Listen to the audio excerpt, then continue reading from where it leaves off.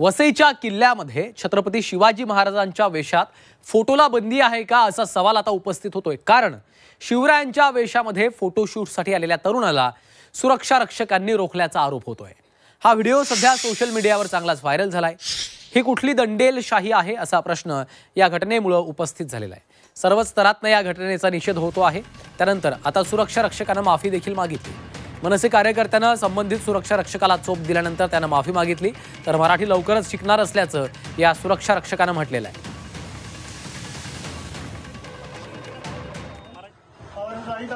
मराठी भाषा में सीखने का प्रयास करूंगा सर।